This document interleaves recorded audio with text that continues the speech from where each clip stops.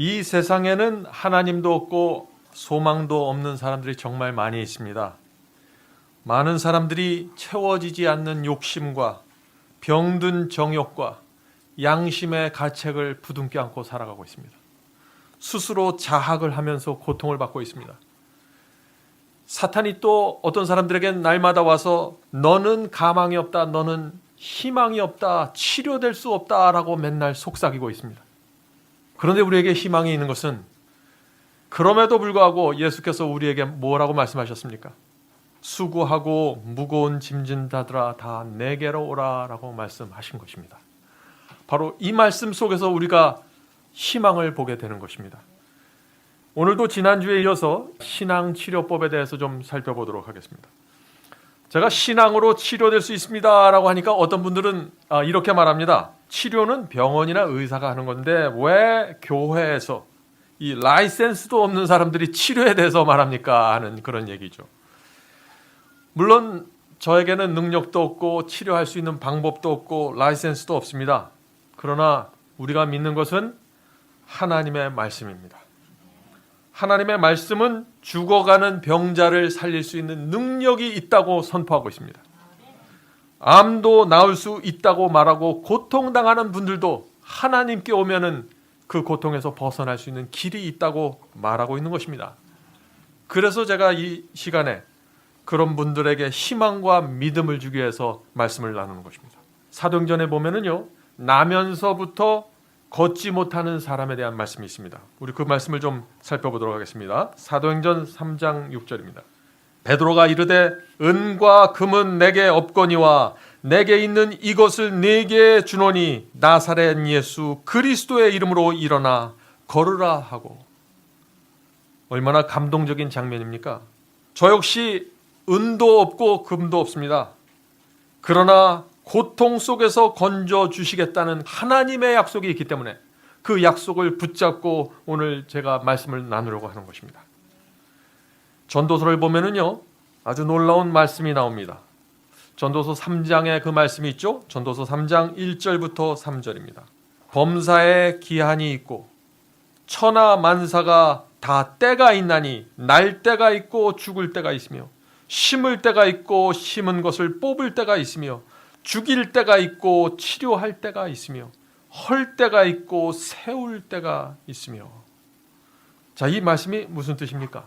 모든 것에는 하나님께서 정하신 때가 있다는 것입니다. 죽을 때가 있고 치료할 때가 있다는 것이죠. 심각한 말씀입니다. 자, 그렇다면 어떤 분이 지금 아주 힘든 병에 걸렸는데 그분이 지금 죽을 때일까요? 살아야 할 때일까요? 그런 질문을 던질 수 있어요. 우리는 그분이 어떤 상황을 지금 통과하고 있는지 모릅니다. 때가 어느 때인지 알 수가 없어요. 하나님께서 지금 그분에게 어떤 계획을 가지고 있는지 우리는 알 수 없습니다. 그러나 만일 하나님께서 그 영혼에게 이 고통과 시련은 내가 너에게 준 선물이다. 너는 그 고통을 통해서 구원받게 될 것이다. 고난이 너를 성령 충만한 사람으로 만들 거다. 이것이 너에 대한 내 계획이다 라고 말씀한다면은 그 영혼은 쓰리고 아픈 경험을 통해서 하나님께 나가게 될 것이고 하나님께 감사와 영광을 돌리는, 이 고통 속에서 감사와 영광을 돌리는 사람으로 변화될 것입니다. 성도 여러분, 병이 낫는 것만 기적이 아닙니다. 병이 낫는 것만 기적이 아니에요. 불치의 병을 가진 사람이 하나님께 나가 사람들 앞에서 감사와 찬송을 돌린다면은 그것처럼 큰 기적은 없는 것입니다. 병을 낫게 하고 암덩어리를 없애는 거, 어떤 면에서 그것은 하나님께 쉽습니다. 정말 어려운 건지 뭔지 아세요? 깊은 구덩이에 빠져서 절망에 빠진 영혼이 그 입을 벌려서 하나님을 찬송하고 감사하는 거, 이거 하나님 마음대로 할 수 없는 것이에요. 하나님께서 그 영혼의 심금을 울려주셔야 됩니다. 절망한 그 마음에서 희망을 만들어내셔야 돼요. 그래야만 그 영혼의 마음이 하나님께 온전히 바쳐지고 믿음으로 주 앞에 나갈 수 있는 것입니다. 깊은 병에 걸린 사람이 만일 이런 경험으로만 들어갈 수 있다면 놀라운 기적이 일어나는 것입니다. 그런 사람들은 이렇게 기도합니다. 주님, 지금 이 상황을 저는 도저히 이해할 수 없고 받아들이기가 어렵지만은 저는 주님을 신뢰합니다. 주님의 사랑과 지혜를 믿습니다. 주여, 제 인생 속에서 주님의 섭리와 구원을 이루어 주시옵소서. 온 마음을 다해서 이런 기도를 드리는 사람에게는 치료가 일어나게 되는 것입니다. 사망이 두려워서 떨고 있는 자들에게 치료가 일어날 수 없어요. 먼저 주 앞에 나가 모든 두려움과 염려를 주 앞에 놓는 경험이 필요한 것입니다. 하나님께서 고통과 질병을 우리에게 왜 허락하실까요? 그 이유는 하나밖에 없습니다. 우리 속에서 의의 열매를 만들어내기 원하시는 것입니다. 우리를 구원하기 위해서 허락하시는 것입니다. 그래서 어떤 때는 암을 허락하고 어떤 때는 우리를 망하게도 한다는 것입니다. 왜요? 우리와 영원히 살고 싶기 때문에. 그 이유 하나를 위해서 어떤 때는 우리가 절망 속에서 기도해도, 고통 속에서 기도해도 응답하지 않으신다는 것입니다. 우리의 유익을 위해서 그런데 응답하지 않는 것이죠. 그러므로 응답이 없다고 해서 실망하지 말아야 됩니다. 하나님은 우리가 갖고 있는 생각보다 훨씬 높은 계획을 갖고 지금 우리에게 접근하고 계시기 때문이시죠. 성도 여러분, 암은 저주가 아닙니다. 왜냐하면 암이 온 몸에 퍼져 있어도 그 사람이 구원받을 수 있고 영생할 수 있기 때문에 그런 것이죠. 진리를 무시하고 세상에 빠져 살던 사람이 암에 걸려서 복수가 차고 얼굴빛이 하얗게 변했을지라도 그 영혼이 온 힘을 다해서 온 마음을 다해서 하나님께 손을 내밀면서 붙잡으면 영생으로 돌아가는 것입니다. 자, 그런 경우에 암이 축복입니까? 저주입니까? 고통 속에서 죽어갈지라도 주님의 손을 굳게 붙잡고 구원의 열매를 맺는다면 그 사람이야말로 건강해서 얼굴에 기름이 줄줄 흐르는 그 사람들보다 어떻게 해요? 훨씬 더 행복한 사람입니다. 우리가 이것을 알면은요, 무엇이 정말 축복이고 무엇이 정말 저주인지 우리가 다시 보아야 하는 것입니다. 그러나 염려하지 마십시오. 하나님께서 여러분을 치료하기 원하시면 반드시 치료하십니다. 모든 것은 하나님께서 결정하시는 것입니다. 그러므로 주님께 맡기시기 바랍니다. 나보다 나를 더 사랑하는 하나님께서 지금 내 옆에 계신데 무엇을 염려할까요? 나를 구원하기 위해서 십자가 나무에 매달린 그 구세주가 있는데 우리가 무엇 때문에 고민해야 합니까? 모든 것을 믿으시고 하나님께 바치세요. 하나님의 결정에 맡기십시오. 그러면 치료는 바로 거기서부터 시작되는 것입니다. 자, 그런데 우리가 원망을 하면 어떻게 될까요? 내가 왜 이런 고통과 왜 이런 질병에 걸렸을까? 원망하면 어떻게 될까요? 불평과 미움으로 살아가면 어떻게 될까요? 주님께서 치료하실 수가 없는 것입니다. 영원히 멸망 속으로 자꾸 빨려 들어가게 되는 것이에요. 그런 입장으로 들어가면. 그러므로 병에 걸린 분들이, 환자가 어떤 마음과 정신과 태도로 있는 것은 굉장히 중요한 것입니다. 내가 어떤 상태에 있을 때 하나님께서 나를 치료해 줄 수 있는가를 이해하는 것은 굉장히 중요한 것입니다. 자, 우리 또 다른 상황을 한번 살펴보죠. 하나님께서 이스라엘 백성을 애굽에서 건져 주셨습니다. 홍해가 갈라지는 놀라운 기적을 통해서 건져 주셨죠. 이 이스라엘 백성들이 하나님의 능력을 보았습니다. 그분의 구원을 맛보았어요. 그리고 하나님을 찬양했습니다. 그런데 불과 며칠 지나지 않아서 어떤 일이 생겼습니까? 불평과 원망이 터져 나오기 시작했어요. 하나님께서 내게 베푸신 것을 자꾸 잊어버리는 것이죠. 자, 그들이 어떤 불평을 했습니까? 마라라는 곳에 있는 물을 마셨는데 너무 써서 먹을 수가 없었어요. 그래서 목이 말라서 죽겠다고 지금 하소연하고 불평하는 것입니다. 자, 그럴 때 하나님께서 이 백성들에게 뭐라고 말씀하셨나요? 출애굽기 16장 24절부터 25절에 이런 말씀이 있습니다. 백성이 모세에게 원망하여 이르되 우리가 무엇을 마실까 하매 모세가 여호와께 부르짖더니 여호와께서 그에게 한 나무를 가리키시니 그가 물에 던지니 물이 달게 되었더라. 성도 여러분, 이 말씀에 나오는 이 나무는 아주 평범한 나무였습니다. 그런데 하나님께서 그 나무를 지적하시자 그 나무가 특별한 나무가 됐어요. 그리고 그 특별한 나무를 쓴 물에 던지니까 물이 어떻게 됐다고 했습니까? 단물이 되었다고 했습니다. 십자가는 평범한 나무입니다. 그러나 그 나무에 그리스도께서 걸려서 돌아가심으로써 그 십자가는 우리에게 특별한 것이 되었습니다. 그러므로 그 십자가를 우리의 마음과 생애 속으로 던져버리면은 우리의 마음과 생애 속에서 놀라운 일들이 생긴다는 것입니다. 어떤 일들이 생길까요? 몸에서 암세포에서 쓴물이 나왔는데 단물이 나오기 시작할 수 있다는 것입니다. 참 이거 희한한 얘기죠? 누가 이런 말들을 믿을 수 있겠어요? 어떤 분들은 이런 말씀을 들으면은요, 정말 그런 일이 있을 수 있을까요? 정말 십자가에서 나오는 그 단물을 받아서 우리의 세포가 살아날 수 있을까요? 라는 말을 하는 것입니다. 그런데 문제는 저는 봤다는 것입니다. 죽어가던 사람이 온 마음을 다해서 그리스도의 사랑과 은혜를 받아들였을 때 놀라운 치료가 나오는 것을 제가 보았습니다. 어떤 요양원에 가서 직접 봤어요.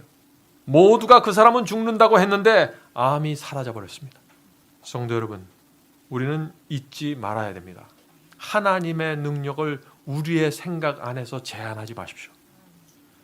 사람이 포기하고 손을 내려놓을 때 그때부터 하나님께서는 역사하실 수 있는 것입니다. 자, 그렇다면 가장 강력한 치료의 능력이 어디에서 나올까요? 우리가 방금 살펴본 것처럼 십자가에서 나오는 것입니다. 깊은 병에 빠진 분들 계십니까? 예수께서 내 구원과 영생을 위해서 십자가에서 죽으셨다는 것을 기억하시기 바랍니다. 이 그리스도의 죽음은, 십자가는 암과는 비교도 할 수 없는 것이에요. 하나님께서 우리를 위해서 그 길을 걸어간 것입니다. 예수께서 십자가에 달리셨을 때 하나님의 진노와 저주가 십자가에 퍼부어졌다고 했습니다. 왜냐하면 예수께서 우리의 모든 죄를 짊어지셨기 때문이죠. 우리가 느껴야 될 죄책감을 모두 느끼시면서 심장이 터진 것입니다. 그래서 그 그리스도의 고통과 죽음 때문에 우리가 치료받을 수 있고 구원받을 수 있는 길이 생겨버린 것입니다. 우리가 이 사실을 이해하고 깨닫게 되면은요, 바로 거기에 치료의 핵심이 들어가 있다는 사실을 우리가 알게 되는 것입니다. 가장 강력한 치료가 거기 있는 것이죠. 예수께서는 뭐라 그러셨습니까? 나는 길이요 진리요 생명이라고 했습니다. 예수 안에 모든 것이 있는 것입니다. 길이 있고 진리가 있고 생명이 있고 구원이 있고 치료가 있는 것이에요. 예수를 받아들이면 그 안에서 모든 것이 이루어지는 것입니다. 그러므로 이 시간에 누구든지 온 마음을 다해서 그리스도께 나가서 그분을 붙잡으면 살 수 있는 것입니다. 죄로부터 빠져나오고 하나님의 말씀과 계명을 순종할 수 있는 그런 마음을 받게 되는 것입니다. 참 우리가 이것을 경험하기 전까지는요, 이게 뭔지 참 알기가 어렵습니다. 우리가 낭망 속에 있을 때, 깊은 절망 속에 있을 때, 병 중에 있을 때 우리가 잊지 말아야 될 또 하나 문제는 하나님의 계획은요, 우리를 영원히 살게 하는 데 있다는 것입니다. 하나님의 목적은 그저 잠시 암을 고쳐주는 것이 아닙니다. 잠시 우리가 넘어졌을 때 상처를 꼬매주는 그것에서 하나님의 목적이 이루어지는 것이 아니에요. 하나님의 목적은, 하나님의 소원은 우리의 몸과 마음과 영혼을 모두 회복시켜서 우리로 하여금 영원히 살게 하는 것입니다. 이 땅에서 우리가 조금 더 잘 살고 조금 더 건강하는 것이 하나님의 목적이 아니에요. 하나님의 그 목적을 이루기 위해서는 어떤 때는 우리를 낮추시고 어떤 때는 우리를 아프게 하시고 어떤 때는 우리를 치료하십니다. 그것은 모두 목적을 이루기 위한 과정이지 그 과정 자체가 목적이 아니라는 것이죠. 성도 여러분, 그러므로 암만 고치려고 하지 말고 백혈병만 고치려고 매달리지 마십시오. 그렇게 하면은 하나님의 완전하신 계획이 이루어지지 않고 치료도 이루어지지 않습니다. 잘. 몸과 마음과 영혼을 완전히 회복시키기 원하는 하나님을 바라보시기 바랍니다. 그래야만 치료가 시작되는 것이죠. 그래서 요한일서 2장 17절에 이런 말씀이 있습니다. 이 세상도 그 정욕도 지나가되 오직 하나님의 뜻을 행하는 자는 영원히 거하느니라. 얼마나 감사한 말씀입니까? 이 세상 것들은 다 지나가는 것입니다. 그런데 누구만 남게 됩니까? 결국 누구만 남아요? 하나님의 뜻을 행하는 자들만 남게 되는 것입니다. 그래서 하나님의 소원이 뭐냐면 하나님의 뜻을 행하는 자들을 만들어내는 것이 하나님의 소원이고 목적이에요. 그 소원을 이루기 위해서 우리에게 암을 허락하실 수 있다는 것입니다. 우리에게 어떤 재앙처럼 보이는 일들이 생기게 할 수도 있다는 것입니다. 우리가 그런 하나님의 생각을 어떻게 이해할 수 있을까요? 성도 여러분, 그러므로 정말 우리가 하나님의 소원을 알고 나면은요, 우리가 이 세상에서 벌어지는 그 고난과 시련에 끌려다니지 않고 매몰되지 않게 됩니다. 좌절하지 않게 되는 것이에요. 원망과 불평이 사라질 수 있는 것입니다. 왜냐하면 하나님의 마음과 소원을 알기 때문에, 그것이 나에게 최선의 선택이라는 것을 우리가 알기 때문에 그런 것이죠. 그러므로 이 모든 사실을 우리가 살펴보면요, 우리 마음속에 혁명이 일어나게 되는 것입니다. 혁명이. 우리의 인생과 이 세상에서 일어나는 이 생로병사를 바라보는 우리의 눈이 달라져야 됩니다. 눈앞에 있는 문제를 보지 마십시오. 영원을 바라보면서 가셔야 됩니다. 영원을 위해서 지금 이 사건이 무슨 의미가 있을까라고 생각해야 돼요. 내가 60년, 70년 사는데 내가 이 병에 걸려서 시간을 소모하게 되고 내가 이 병 때문에 남들보다 일찍 죽게 되고 이렇게 생각하면은요, 좌절이에요. 방법이 없는 것입니다. 그런데 우리가 눈을 들어서 영원을 바라보면은 내가 영원히 살게 하기 위해서 하나님께서 지금 이 수단을 사용하시고 저 방법을 사용하신다라고 생각하면 그때는 전혀 다른 그림이 나오는 것입니다. 지난 시간에 우리가 욥의 고난을 살펴봤죠. 갑자기 자식이 죽었습니다. 재산이 날아갔어요. 온몸에 욕창이 번졌습니다. 어떻을까요? 누가 봐도 저주예요. 또 무슨 일이 생겼습니까? 아내가 욥을 저주하면서 떠나갔습니다. 그런데 나중에 시간이 지나가면서 욥이 이 모든 사건의 전말을 이해하고 하나님께 모든 것을 바쳤습니다. 그래서 하나님께 욥이 이런 식으로 얘기합니다. 하나님, 이제 제가 말을 하지 않겠습니다. 제가 말을 하면 할수록 하나님께 큰 실수가 됩니다. 큰 죄가 됩니다. 제가 너무나 몰랐습니다. 하나님께서 모든 것을 회복시켜 주셨습니다. 자식을 다시 주었고 재산을 회복시켜 주었습니다. 집을 돌려주었습니다. 어쩌면은 성경에는 안 나오지만 아내도 더 좋은 아내를 주었을 것입니다. 그러나 우리는 이 땅에서 욥과 같은 그런 회복을 경험하지 못할 수도 있다는 것입니다. 그러나 욥과 같이 되지는 않을지라도 욥이 받았던 그 영원한 생명은 누구나 받을 수 있다는 것입니다. 네? 죽음도 없고 병도 없고 슬픔도 없이 영원히 하나님과 살 수 있는 그 삶, 그것을 할 수 있는 것이죠. 우리가 이것을 알고 나면은 지금 하나님께서 내게 주신 것으로 만족할 수 있게 되는 것입니다. 내게 고통이 있고 통증이 있고 내게 무엇이 있다고 할지라도 우리는 이미 하나님께 넘치는 과분한 복을 받은 사람들입니다. 왜냐하면 하나님께서 나를 위해서 죽으셨기 때문에. 그것보다 더 큰 복이 어디 있어요? 네? 주님의 사랑과 은혜에 감사와 감격으로 반응하는 사람들은 영원한 생명을 받게 되고 거기서부터 치료가 시작되는 것이에요. 성도 여러분, 그러므로 우리가 하나님께서 주신 이 선물 하나만으로 감사할 수 있는 사람이 되어야 되는 것이에요. 그래서 그것 때문에 우리가 다른 어떤 일이 생기고 어떤 사고가 생기고 어떤 재앙이 생긴다고 할지라도 주님, 저는 주께서 주신 구원과 영생으로 만족합니다. 더 이상 제가 주님께 무엇을 구하겠습니까? 이렇게 말할 수 있어야 된다는 것이죠. 그렇게 되면 우리의 마음에서 우리의 입에서 감사가 나가게 되는 것이죠. 그런 모습으로 살아가면 어떻게 돼요? 우리 인생 속에 걸려있는 여러 가지 문제들이 해결되기 시작하고 치료가 시작된다는 것입니다. 제가 이렇게 간단하게 말하는 것지만 이건 정말 중요한 얘기입니다. 여러분들 깊이 생각하면서 이 말씀을 좀 들어주시면 감사하겠습니다. 자, 빌립보서 4장 6절을 좀 보죠. 아무것도 염려하지 말고 모든 일에 기도와 간구로 너희 구할 것을 감사함으로 하나님께 아뢰라. 치료는 감사에서 시작됩니다. 여기서부터 치료가 시작되는 것이에요. 감사가 없으면요 병이 낫지 않는다는 것입니다. 문제는. 자, 그러므로 우리가 큰 절망에 빠졌을 때 이런 기도를 드려야 하는 것입니다. 주님, 주께서는 제 고통과 통증을 아십니다. 제 삶을 아십니다. 주님, 저는 너무나 병이 낫고 싶습니다.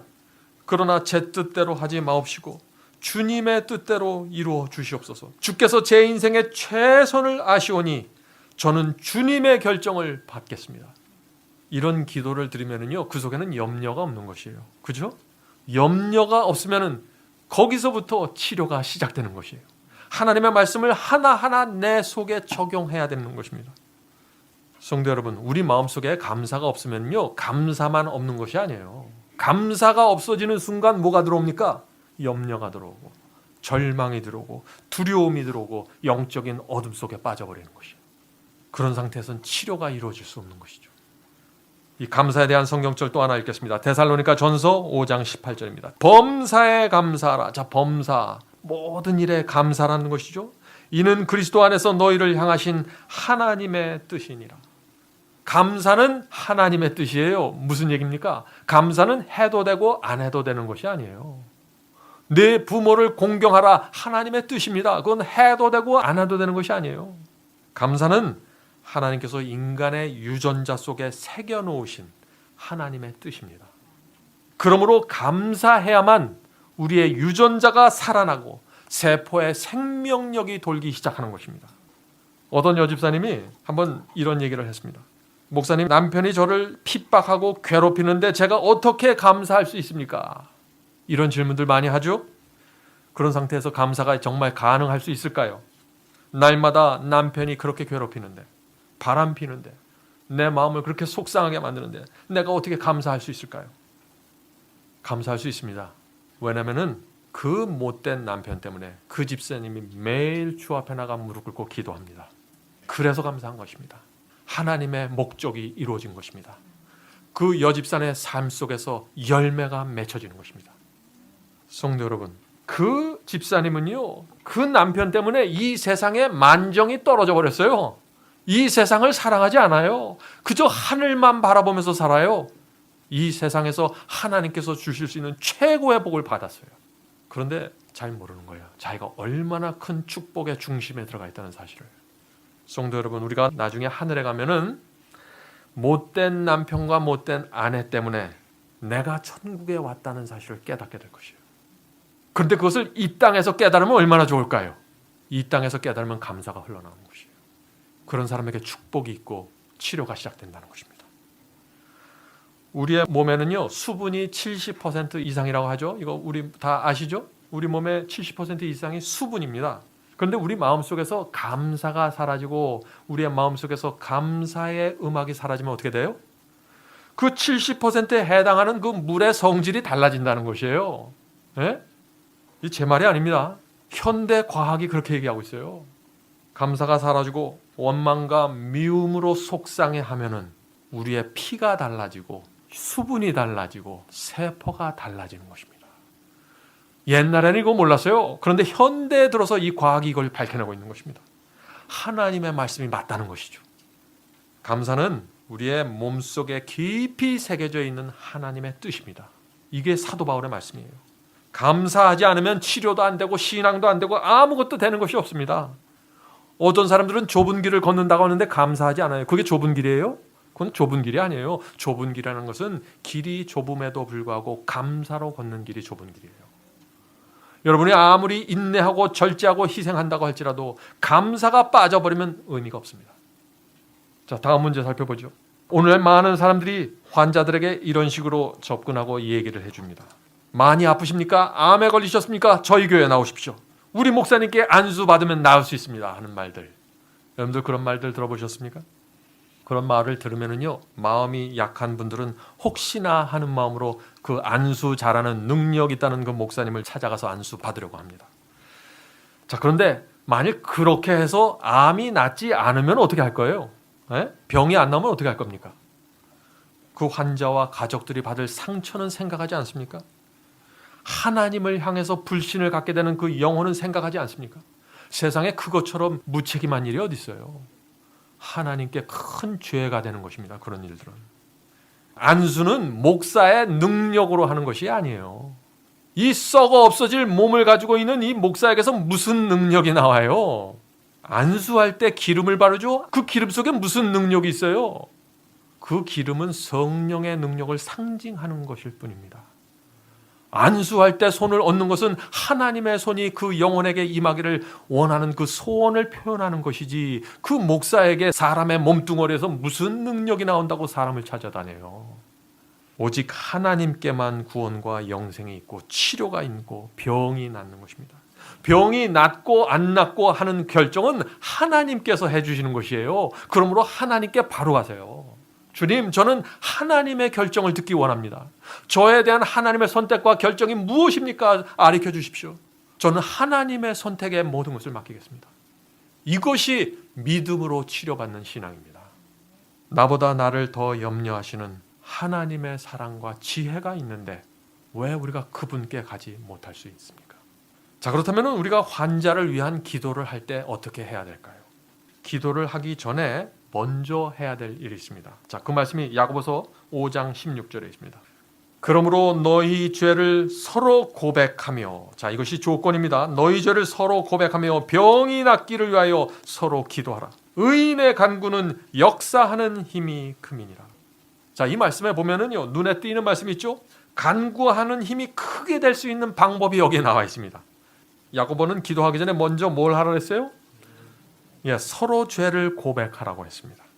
그러므로 안수하는 사람과 중보하는 중보자들과 환자가 각자가 자기의 죄를 고백해야 되는 것입니다. 기도하기 전에. 그러므로 안수하는 사람은요, 환자에게 안수하기 전에 먼저 이런 권면을 주어야 하는 것입니다. 성도님, 저는 성도님의 마음을 알 수 없습니다. 성도님의 이 병이 어디서부터 왔는지 알 수 없습니다. 또 성도님의 생애 속에 있는 그 비밀을 저는 알 수가 없습니다. 그것은 오직 성도님과 하나님만이 아시는 것입니다. 만일 지금 성도님의 마음속에 생각나는 죄가 있다면, 또 그것을 후회스럽게 생각하고 수치스럽게 생각한다면 지금 그 죄를 먼저 하나님께 고백해야 됩니다. 라고 환자에게 얘기를 해주어야 하는 것입니다. 그런데 오늘날 얼마나 많은 사람들이 안수를 받기 전에 이런 권면을 받고 있습니까? 오늘날 이 안수에 대한 문제는 정말 심각한 오해가 있는 것입니다. 개인적인 죄는요, 예수께 나가 개인적으로 고백해야 합니다. 그러나 우리가 공개적으로 범한 죄가 있어서 다른 모든 사람들이 알고 있다면 공개적으로 우리가 나가서 회개해야 될 필요가 있는 것입니다. 또 어떤 사람의 마음을 아프게 한 일이 있으면은 그 사람에게 가서 그 아픔을 풀어주고 용서를 받는 일이 필요한 것입니다. 또 가족 사이에 벽이 있으면 눈물과 진심으로 그 문제를 해결해야 될 필요가 있는 것입니다. 또 내가 너무 아파서 기력이 없으면은 요새 미디어 시대니까 문자나 전화를 통해서 맺혀 있는 것을 풀 필요가 있는 것입니다. 그때 역사하는 힘이 크다고 지금 야고보서는 얘기하고 있는 것이죠. 이 야고보는 의인의 기도가 역사하는 힘이 크다고 했습니다. 이것은 성경의 약속이에요. 회개한 영혼, 또 용서받은 영혼, 또 다른 내 주변의 사람들 용서해준 영혼, 이런 사람들을 가리켜 의인이라고 하고, 그런 사람들의 기도는 어떻게 해요? 역사하는 힘이 크다고 지금 말하고 있는 것입니다. 우리는 이런 기도를 드려야 되는 것입니다. 환자를 위해서 말이죠. 자, 그런데 문제가 있습니다. 그런 기도를 드리려면요, 결국 한 문제를 해결해야 하는데 그것은 원수까지 용서해 주어야 한다는 것입니다. 어떻게 우리가 원수를 용서할 수 있을까요? 원수를 사랑할 수 있는 사람이 어떤 사람들입니까? 자, 원수를 사랑한다는 것이 뭐예요? 원수를 보면 그냥 달려가서 입맞춤하고 껴안고 어쩔 줄 모르는 것, 그것이 원수를 사랑하는 것입니까? 그건 감정이지 사랑이 아니죠. 원수를 사랑한다는 말의 의미는 원수를 용서해 주어야 한다는 뜻입니다. 자, 어떤 사람들이 원수를 사랑하고 원수를 용서할 수 있을까요? 그것은 십자가 앞에 나가 그리스도의 피로 내가 먼저 용서받는 경험을 해야 되는 것입니다. 내가 받아야 될 그 정죄와 진노의 잔을 하나님께서 마셨다는 사실을 내가 깨닫게 되면 마음속에서 감사가 올라오게 됩니다. 감사가 물밀듯이 올라오게 되면 그때 우리 마음속에 또 어떤 것이 생깁니까? 주님께 대한 죄송함이 생기죠. 죄는 내가 졌는데 하나님의 아들이 죽었으니까 내 마음속에 빚진 자의 심령이 생기게 되는 것입니다. 그렇게 되면 어떻게 될까요? 그렇게 되면 나를 괴롭혔고 나를 못 살게 했던 그 원수를 향해서 불쌍히 여기는 마음이 생기게 되는 것입니다. 그들의 죄와 그들의 잘못을 용서해 주고 싶은 마음의 소원이 생기게 되는 것입니다. 이렇게 될 때 어떻게 돼요? 우리의 마음속에 평안이 생기면서, 이 평안은 하늘이 주는 평안이죠. 이 평안 속에서는 치료의 샘물이 흘러나오게 되는 것입니다. 환자가 반드시 받아야 될 치료의 샘물입니다. 그래서 이사야서에는요 아주 유명한 치료의 약속이 있습니다. 환자들과 죄에서 빠져나오기 원하는 분들이 지금 이 자리에 있습니까? 여러분들 이사야 58장을 읽고 또 읽어보셔야 합니다. 이사야 58장에 나오는 그 6절 8절의 말씀만 읽도록 하겠습니다. 나의 기뻐하는 금식은 흉악의 결박을 풀어주며 멍에의 줄을 끌어주며 압제당하는 자를 자유케 하며 모든 멍에를 꺾는 것이 아니겠느냐. 내 골육을 패하여 가족을 패하여 스스로 숨지 아니하는 것이 아니겠느냐. 그리하면 내 빛이 아침같이 비출 것이며 내 치료가 급속할 것이며 내 의가 내 앞에 행하며 여호와의 영광이 내 뒤에 호위하리니. 자, 성도 여러분, 여기 어떻게 해야 치료가 급속하게 이루어진다고 했습니까? 아주 급속하게 결박과 멍에를 풀어주어야 한다는 것입니다. 내게 잘못한 사람이 있으면 결박을 풀어주십시오. 내가 용서해 주어야 할 사람이 있으면 그 사람의 멍에를 풀어주십시오. 특별히 골육, 가족 간에 문제가 있으면 반드시 맺혀 있는 거 푸셔야 됩니다. 어머니는 딸을 용서해야 하고 아들은 아버지를 진정으로 받아들여야 됩니다. 남편과 아내를 불쌍히 여기고 용서해 주어야 합니다. 가슴에 맺혀 있는 한들의 매듭들이 풀려져 나가는 일이 필요하다는 것입니다. 그럴 때 어떤 일이 일어난다고요? 치료가 급속하게 이루어진다는 것입니다. 자, 그러면 또 여기서 또 한 가지 질문을 하게 됩니다. 그렇다면 이사야 58장 이거 이대로 다 하면은 내가 이 암에 나을 수 있습니까? 하는 질문이죠. 여러분들 어떻게 생각하십니까? 제가 좀 말씀드리고 싶은 것은 여러분들 구원받기 위해서 신앙하지 마세요. 치료받기 위해서 매달리지 마세요. 하나님은 그것보다 원대한 뜻을 갖고 있는 분이십니다. 왜 우리가 그것보다 아주 낮은 것에 붙잡혀갖고 실망하고 낙담을 해야 됩니까? 모든 환자가 치료되지 않을 수도 있습니다. 그런데 분명한 것이 하나 있어요. 여기. 뭐냐면은 기적이 일어난다는 것입니다. 자, 이게 어떤 문제인가? 미국 교회가 있었습니다. 제가 아는 어떤 미국 교회 여집사님이 암에 걸렸습니다. 그 목사님이 물론 미국 목사님이죠. 야고보서 5장의 말씀을 붙잡고 그 여인에게 안수하고 기도했습니다. 그런데 그 여집사님이 결국 돌아가셨습니다. 그러나 그 안수를 받은 이후에 이상한 일이 생기기 시작했습니다. 어떤 일이 생겼을까요? 여집사님의 마음에 원수가 사라졌습니다. 죄책감도 없어졌습니다. 기쁨이 충만해졌습니다. 말씀을 사모하게 됐어요. 늘 주님의 사랑과 은혜를 간절히 바라보게 됐습니다. 암의 고통이 여전히 있었지만 고통이 그 여집사님의 영혼을 압도하지 못했습니다. 사망의 권세에서 완전히 풀려나 버렸습니다. 몸의 컨디션이 오르락내리락 했지만 그것에 의해서 좌우되지 않았습니다. 세상에 이런 큰 기적이 어디 있어요? 사람들이 방문할 때 그 여집사님들은 말씀을 미리 준비해서 방문 오는 사람들에게 이 말씀을 좀 읽어주세요라고 부탁했습니다. 왜 그럴까요? 그 영혼들에게 전도하기 위해서, 말씀을 나누기 위해서요. 가끔씩 암 환자를 만나면은 그 암 환자의 손을 잡고 무릎 꿇고 기도해 줍니다. 암 환자가 암 환자를 위해서 기도해 주는 모습을 볼 때 하늘이 감동하고 주변의 사람들이 감동하게 되는 것입니다. 그럴 때 그 마음속에서 치료가 시작될 수 있다는 것입니다. 하나님의 치료는 이런 식으로 이루어져요. 집사님이 돌아가셨을 때 장례식에 가족들이 다 모여서 이런 간증을 했습니다.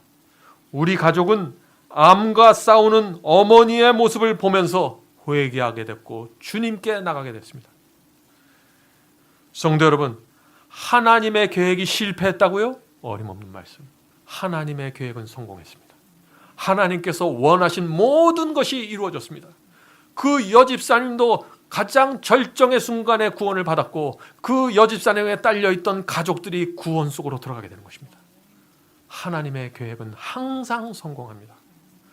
우리의 기도가 응답되지 않을지라도 하나님의 목적과 소원은 반드시 이루어지는 것입니다. 여러분들 그 사실을 믿고 주님 앞에 나가야 되는 것이에요. 성도 여러분, 그러므로 병 낫는 것만 기적이 아닙니다. 우리의 생각이 바뀌고 감정이 달라지고 태도가 달라지고 우리의 삶의 목표와 계획이 달라질 때 그것이야말로 하나님께서 기대하시는 기적인 것입니다. 물론 염려하지 마십시오. 주님께서 원하시면은요 암이 날 수 있습니다. 백혈병도 낫습니다. 염려하지 마세요. 그러나 고치는 것만 매달려서 주님의 뜻을 바라보지 못하는 일이 생겨서는 안 된다는 사실을 지금 제가 설명하고 있는 것이에요. 네? 하나님께서 우리에게 가지고 계신 계획, 그 완전하신 계획을 내가 어떻게 하면 이룰 수 있습니까? 이것이 환자들이 주님께 나가야 될 태도라는 것입니다. 한 번은 사도 바울이 밤에 환상을 보았습니다. 그 환상 속에서 마게도냐로 가서 복음을 전하라는 주님의 뜻을 받았습니다. 그래서 배를 타고 마게도냐에 있는 그 첫 번째 성 빌립보로 갔습니다. 자, 주님의 뜻으로 거길 갔으니 거기선 축복이 쏟아져야겠죠? 주님의 말씀을 꿈을 통해서 보고 갔으니까 말이죠. 좋은 일이 많이 생겨야죠. 근데 어떤 일이 생겼습니까? 거기서 복음을 전하다가 붙잡혔습니다. 옷이 찢겨져 나가고 얻어맞고 착고에 묶여서 차디찬 감방 속에 들어가 버렸습니다. 이렇게 되면은 사도 바울과 이 신라가 원망해야죠. 하나님의 뜻대로 했는데 내가 어떻게 이런 일이 있을 수 있습니까? 주님 너무하신 것 아닙니까? 라고 원망할 수 있어야 되잖아요. 그런데 바울과 신라가 어떻게 했습니까? 그들은 기도하고 하나님을 찬미했다라고 성경은 기록하고 있습니다. 자, 그런 상황에서 이런 태도가 나오는 것 중요한 것입니다. 그들이 어떤 찬미를 불렀을까요? 물론 그 당시에는 이런 찬송이 없겠지만 이런 내용의 찬미였을 것입니다. 온유하신 음성으로 구주 예수 부르시니 따라오라 하는 말씀 나의 귀에 밝히 들리네. 여러분들 이 찬미를 아시죠? 간수들은요, 감옥에서 수십 년 동안 일했던 사람들입니다. 그런데 수많은 사람들이 감옥 속에 들어왔는데 이런 사람들은 처음 본 것이에요. 성도 여러분, 그리스도인은 고통과 시련 속에 있을 때 세상 사람과 전혀 다른 모습을 나타낼 수 있어야 됩니다. 이것이 그리스도인이 갖고 있는 특권이에요. 그렇게 되면은 기적이 일어나요. 어떤 기적이 일어나요? 나에게서 기적이 일어날 수도 있고, 나를 보는 다른 사람에게서 기적이 일어날 수 있고, 아니면은 나와 다른 사람 모두에게서 기적이 일어날 수 있는 것입니다. 이것이 신앙 치료법입니다. 이것이. 자, 빌립보 감옥에서 그 감사와 찬송으로 노래했을 때 어떤 일이 벌어졌습니까? 갑자기 무엇이 생겼어요? 지진이 일어났습니다. 옥문이 열려버렸어요. 죄수들을 묶고 있는 모든 착고들이 풀려져 버렸습니다. 누가 했습니까? 하나님께서 물론 하신 것입니다. 근데 하나님께서 왜 그곳에 지진을 일으키셨을까요? 아마 천사들이 하나님께 강력하게 호소했을 거예요. 하나님, 바울과 신라를 좀 보십시오. 하나님께서 보내주셔서 여기 왔는데 복음을 전하다가 지금 얻어맞고 피를 흘리면서 감옥 속에 있는데 이들이 지금 찬양하고 기도하고 있습니다. 그냥 하는 것이 아니라 기쁨이 충만해서 우리는 이들을 구원해야 됩니다. 우리 곁에서 천사들이 이런 말을 할 수 있어야 됩니다. 온 하늘이 그 두 사람을 그곳에서 구해야 한다고 결정했을 것입니다. 그래서 하나님께서 그들의 결정을 받으시고 땅을 흔드신 것입니다. 성도 여러분, 우리가 고통과 시련 속에서 깊은 병 중에서 기쁨 충만한 은혜를 가지고 주님을 찬양하고 노래하고 기도할 때 어떻게 돼요? 옥문이 열려버리는 것입니다. 나를 가다 놓았던 그 죄의 병들, 그런 모든 문들이 열려져 버리면서 내가 해방되는 것이죠. 자, 간수가 자다가 놀라서 깨어보니 어떻게 됐어요? 옥문이 열렸습니다. 자, 옥문이 열렸으니까 깜짝 놀랐겠죠. 이제 큰일 난 것입니다. 자기가 죽어야 되는 것입니다. 그래서 자기가 자결하려고 그러는데 어떻게 됐어요? 바울이 소리를 지릅니다. 죽지 마라. 우리가 아무도 도망가지 않고 다 여기 남아있으니까 너 죽을 필요 없다 라고 소리친 것이죠. 자, 왜 아무도 도망가지 않았을까요? 죄수들까지 도망가지 않았어요. 왜 아무도 도망가지 않았을까요? 그들은 그 자리가 더 좋았어요. 하나님의 기적을 맛본 그 자리에서 바울과 실라가 부르는 그 감사의 찬송을 계속해서 듣고 싶었던 것입니다. 그들의 말씀을 듣고 싶었던 것이에요. 지금 무슨 기적이 일어난 것이에요? 감옥이 교회가 된 것입니다. 여러분들 아파서 지금 누워 계십니까? 암이 걸렸습니까? 여러분의 병실이 교회가 될 수 있는 것입니다. 옆에 있는 영혼들을 하나님의 기적을 보면서 영광 돌리는 일들이 여러분이 아파서 누워있는 그 자리에서 이루어질 수 있는 것입니다. 환자들은 그러므로 이런 생각을 해야 됩니다. 하나님께 가장 큰 영광을 돌릴 수 있는 그 시간 속에 지금 내가 들어와 있구나. 이렇게 생각하면 어떻게 될까요? 암세포가 퍼져 있는 사람들이 이런 생각을 하고 누워있으면 어떻게 될까요? 그 표정이 어떻게 될까요? 여러분도 한번 생각해 보셔야 돼요. 환자는요, 믿음으로 모든 것을 주님께 맡겨야 됩니다. 자, 주님께 맡기면 그 다음부터 무엇을 해야 될까요? 그 다음부터는 다른 데 신경 쓰지 말고 하나님께서 모든 것을 알고 맡아주셨기 때문에 하나님의 영광을 돌면서 살아가면 되는 거예요. 예? 신앙은요, 구원받기 위해서 애쓰는 것이 아닙니다. 이 신앙은 내가 어떻게 해서든지 내가 치료받아야지 이런 것이 아니에요. 신앙은 뭐냐면은 구원과 치료는 내가 주님께 다 맡깁니다. 나는 주께서 명하신 주님의 일을 하기 원합니다. 이렇게 나가면은 내가 기도하지 않아도 치료가 이루어지게 되는 것이에요. 하나님의 뜻이기 때문에 그렇습니다. 그러므로 성도 여러분, 우리는 하나님께서 우리를 부르신 이유를 좀 알아야 됩니다. 베드로전서 2장 9절에 그 말씀이 있습니다. 오직 너희는 택하신 족속이요 왕같은 제사장들이요 거룩한 나라요 그의 소유된 백성이니 이는 너희를 어두운 가운데서 불러내어 그의 기이한 빛에 들어가게 하신 자의 아름다운 덕을 선전하게 하려 하심이라. 하나님의 뜻이 무엇입니까? 하나님의 아름다운 덕을 선전하게 해달라는 것이 하나님의 뜻입니다. 그렇다면 우리가 왜 암을 낫게 해달라고 기도해야 될까요? 그것은 고난에서 벗어나게 해달라고 기도하는 것이 아닙니다. 주님, 저는 하나님의 아름다운 덕을 선전하기 원합니다. 그러기 위해서는 제가 여기서 벗어나야 됩니다. 주여 도와주시옵소서. 이렇게 기도하면 어떨까요? 그래서 하나님의 마음을 아는 사람은 이런 고민을 하면서 살게 되는 것입니다. 주님, 제가 어떻게 하면 이제부터 주님의 자랑거리로 살아갈 수 있을까요? 어떻게 하면 사람들이 저를 보면서 주님께 영광을 돌리게 될까요? 주님, 제가 무엇을 해야 십자가에서 나를 위해서 죽으신 주님의 마음을 위로하고 기쁘게 할 수 있을까요? 주여 가르쳐 주시면 제가 하겠습니다.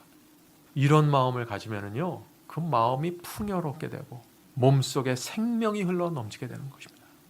그런 사람들 마음과 몸속에서 하나님께서 원하시는 치료가 이루어진다는 것입니다. 여러분들 그 사실을 믿으십니까?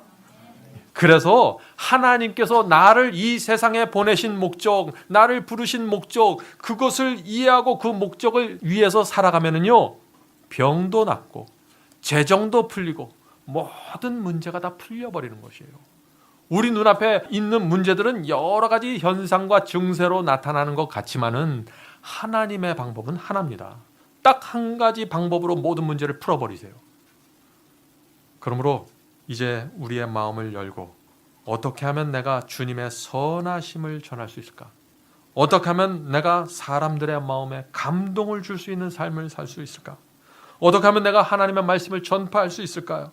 주여 저에게 전도의 길을 열어 주시옵소서라는 기도를 하면서 우리가 살아야 되는 것입니다. 그러면 어떻게 돼요? 우리의 뼈가 살아나고 죽어있던 세포들이 힘을 갖고 일어서게 된다는 것입니다. 그러므로 우리가 한 가지 인정해야 될 것은 하나님께서는 우리의 기도에 응답하실 수도 있고 응답하지 않을 수도 있다는 것입니다. 그 자유를 하나님께 들으시기를 바랍니다. 하나님께서 결정하시면 이루어지는 것입니다. 어떤 사람들은 기도만 하면 무조건 응답을 받을 수 있다고 고집하죠. 그런 고집들은 다 어린아이에 떼부리는 것이에요. 아무것도 모르는 어린아이들이. 사도 바울이 어땠습니까? 눈에 심각한 질병을 갖고 있었습니다. 그래서 사도 바울의 서신을 보면은 눈에 대한 이야기들이 나옵니다. 글을 읽으려고 할 때 글이 잘 보이지 않아서 불편했습니다. 자꾸 눈에서 눈물이 흘러내렸다고 했습니다. 그래서 사도 바울이 3번이나 주님께 나가서 간절히 기도했는데 어떻게 됐어요? 응답받지 못했습니다.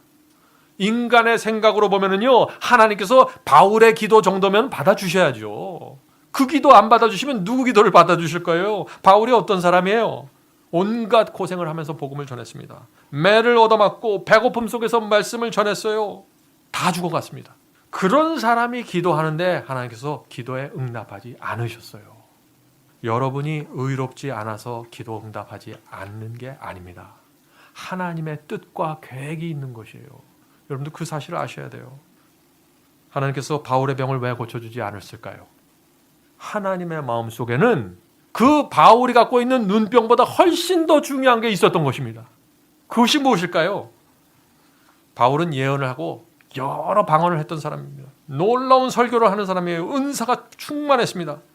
그래서 하나님의 마음속에 바울에 대한 염려가 생긴 것이죠. 내가 이 사도 바울은 끝까지 겸손한 나의 종으로 만들고 끝까지 가겠다. 하나님이 결심하신 것이에요. 그래서 그가 3번이나 기도할 때 다 물리치신 것입니다. 하나님께서 여러분과 제 속에 어떤 목적과 어떤 소원을 갖고 계실까요? 하나님의 그 소원 때문에 기도가 응답되지 않을 수 있다는 것입니다. 믿음이란 하나님을 믿는 것입니다. 그런데 그냥 믿는 것이 아니라 정말 믿는 것입니다. 그래서 믿으면은 하나님이 어떤 결정과 어떤 선택을 나에 대해서 하시든지 간에 하나님을 신뢰하고 따라가는 것입니다. 우리가 그런 믿음으로 들어가면 어떻게 될까요? 평안이 생기고 하늘로부터 충만한 은혜가 내려오면서 우리의 뼈와 살과 세포 속에서 치료가 이루어지기 시작한다는 것입니다. 구원과 영생이 선물로 받게 되는 것입니다. 마지막으로 사도 베드로의 말씀을 읽고 마치도록 하겠습니다. 우리 모두 이 말씀이 우리 속에 깊이 새겨지게 되기를 제가 간절히 바랍니다. 베드로전서 5장 7절입니다. 너희 염려를 다 주께 맡기라. 이는 그가 너희를 돌보심이라.